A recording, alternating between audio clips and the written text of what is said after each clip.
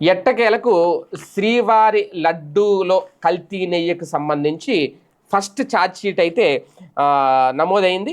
TTD కల్తీ నెయ్యి సరఫరా చేసిన కేసులో 12 మంది నిందితులపై సిట్ అధికారులు నెల్లూరు ఏసీబీ కోర్టులో ఈ నెల 7న తొలి ఛార్జ్ షీట్ దాఖలు చేశారు.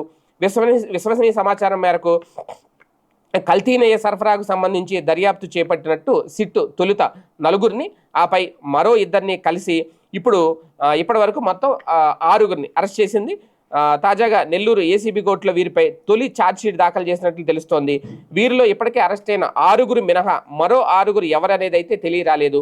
ఈ కేసులో 10 రోజుల్లో రెండో ఛార్జ్షీట్ కూడా దాఖలు చేస్తారట. అందులో 7 నుంచి 12 మంది నిందితులుగా చూపించే అవకాశం అయితే ఉంది అనేది. మొత్తానికి కల్తీ జరిగింది అనేది మొదటి నుంచి చెబుతున్నమాట కూటమి ప్రభుత్వం. ఈ నేపథ్యంలోనే ఆ కల్తీకి సంబంధించి ఛార్జ్ షీట్ దాఖలు చేశారు అంటే ఇక కల్తీ జరిగినట్టే. తర్వాత తదుపరి కార్యాచరణ ఎలా ఉంటుంది, కోర్టు ఎలాంటి నిర్ణయం తీసుకుంటుంది, రెండో ఛార్జ్ షీట్ కూడా ఉండబోతుందట.